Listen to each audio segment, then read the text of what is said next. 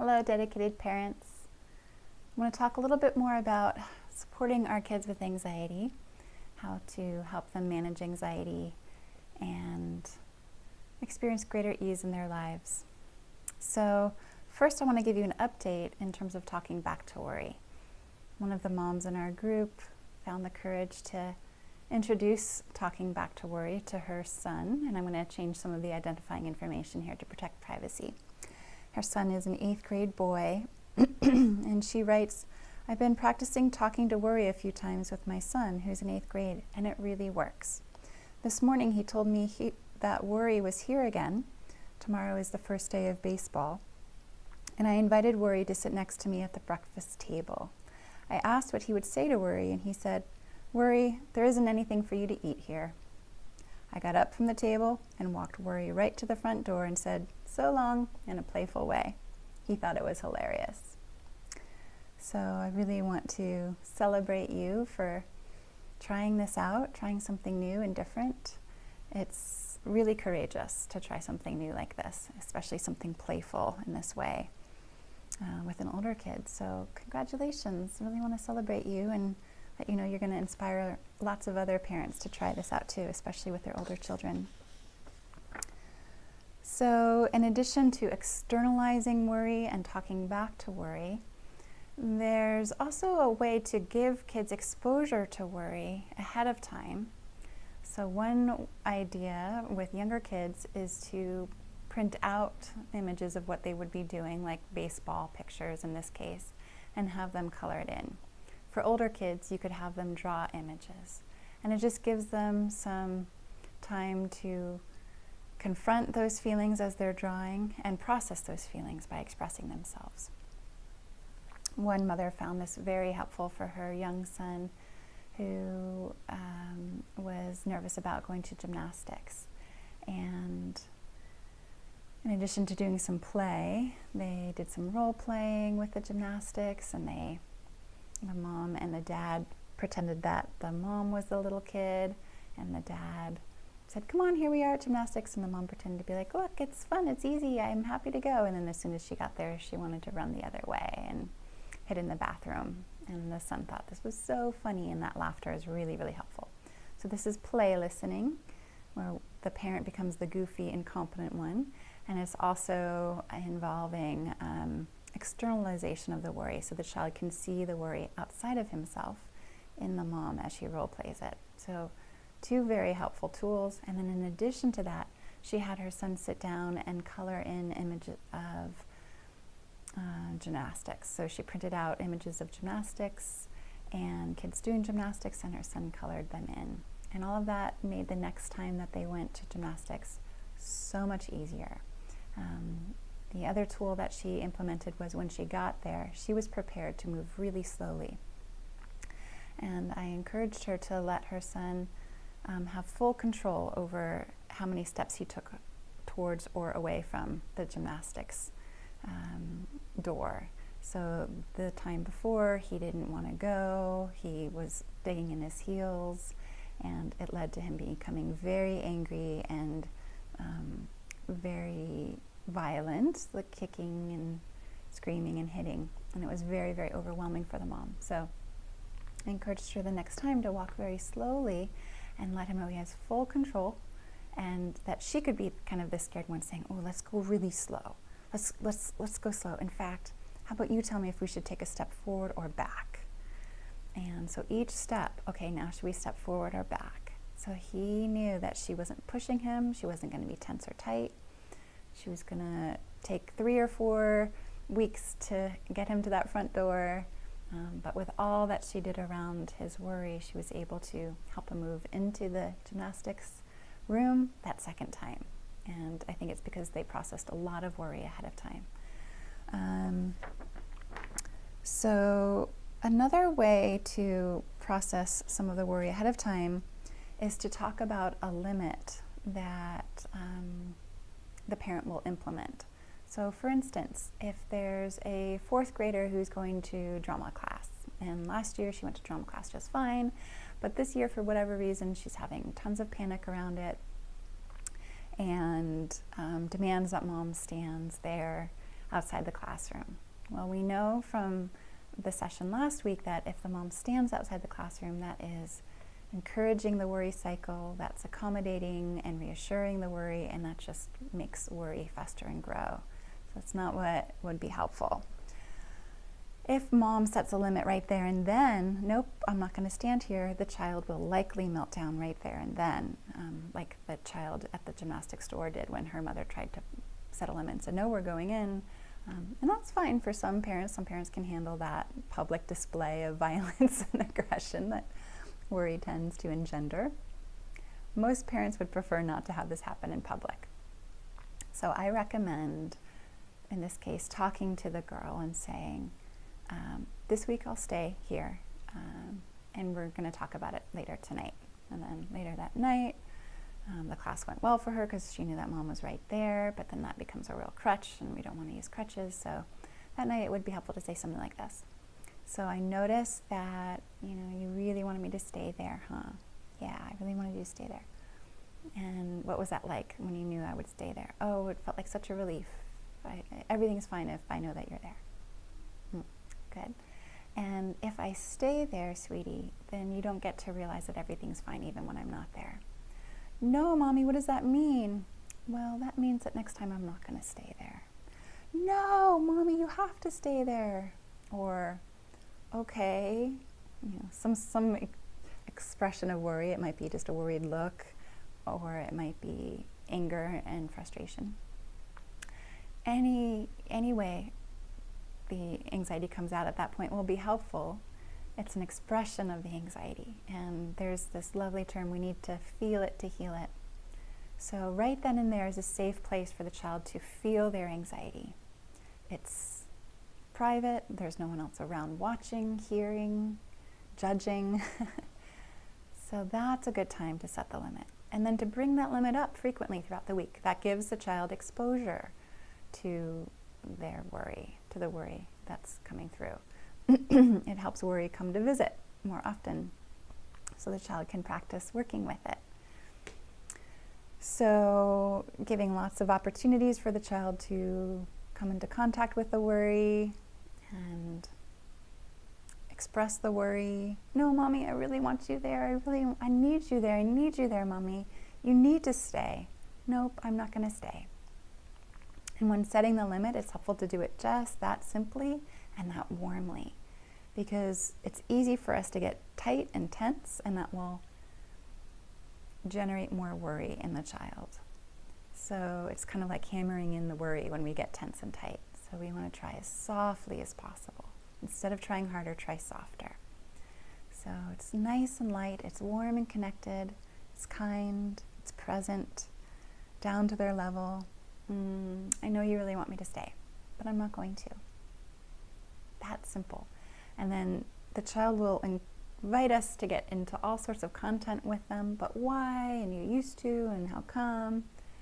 And the answer is, it's important at this point, while she's expressing the worry and trying to hook you into logic, just to say no.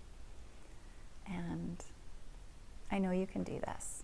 Or I know it's hard and I know you can do it.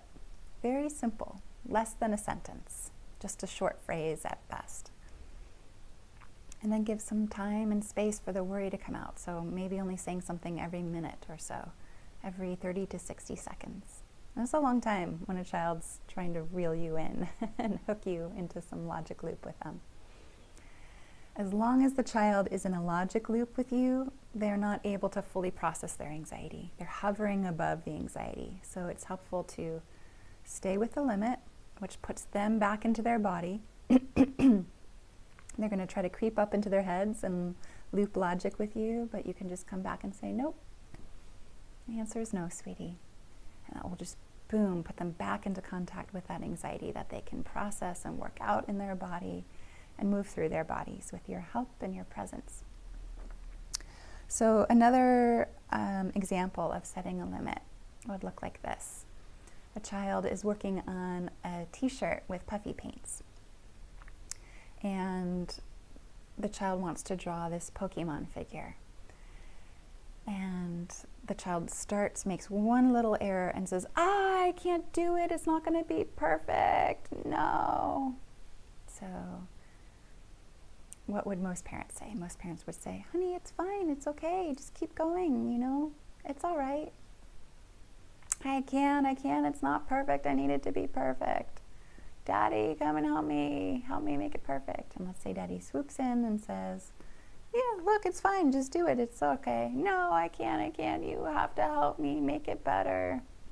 And because Dad's an artist, Dad sits down and says, all right, well, I'll just sketch it like that and then you can draw it in.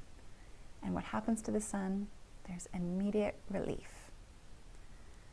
And there's a short-term gain for a long-term issue, a long-term chronic issue. It doesn't help the long-term.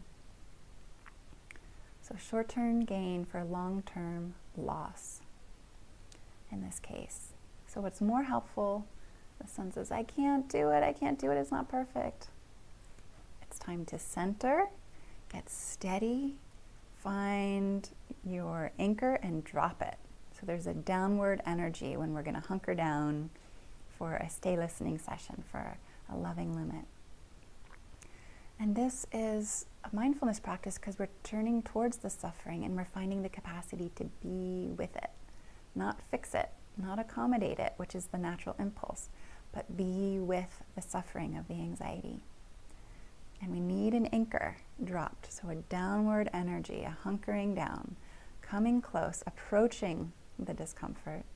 This is like gently brushing it with the awareness and the mindfulness practice.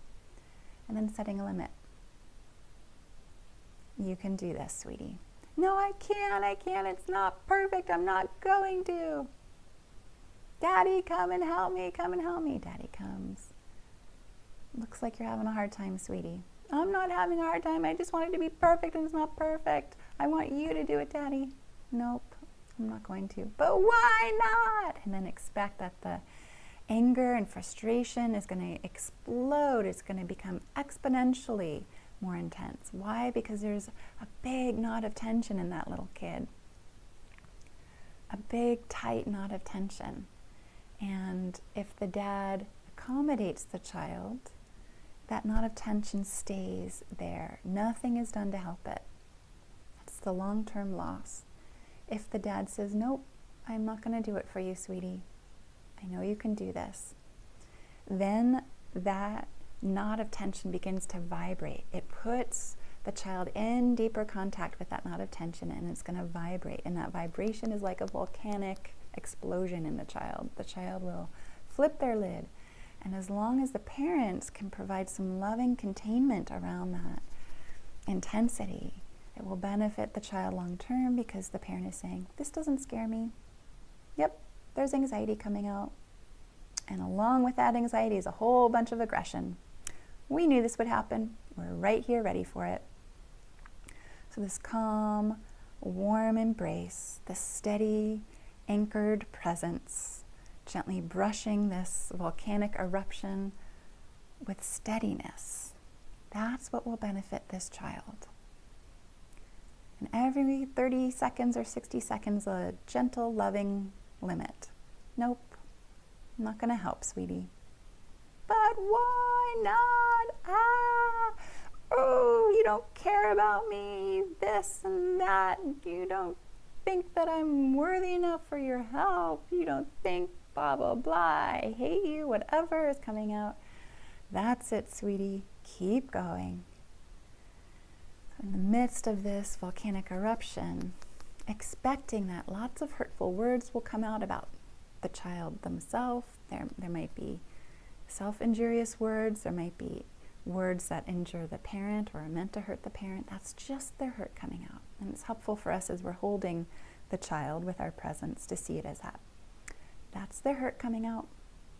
That's the hurt that comes out with the anxiety. Glad it's coming out. So often parents will hijack this process by stepping in to reassure or accommodate and say, you know what, never mind, it's not worth it. I'm just gonna do this for you. Or slamming the kid with anger and frustration. This is absolutely ridiculous. It's just a freaking shirt. Why can't you just do it? Go to your room right now. And the problem with that is that it slams the lid on this process of offloading the anxiety. I like to think of it like a tunnel. So if you can make it all the way through that tunnel, you'll come out into the light. If you can help the child the whole process, staying present and calm, you'll help that child move through the end of the tunnel and they will find a light. Almost every time I've seen this happen, the child has been able to sit down and do what they thought they couldn't do with calm, relaxed ease. It's therapeutic. It's deeply therapeutic. And long term, they're able to internalize this calm presence that says, this doesn't scare me, this anxiety. We got this. We know what to do with this. And then the child can bring that into themselves and the anxiety pops up and there's an ability to say, yep, there's a little anxiety here. I know what to do with this.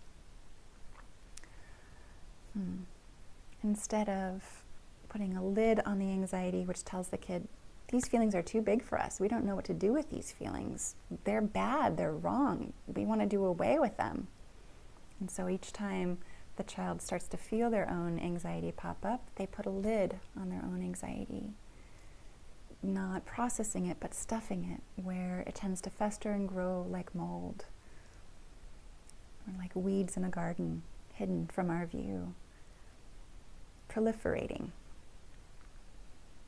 This is bad. I don't want to be in touch with it. I need to do away with it.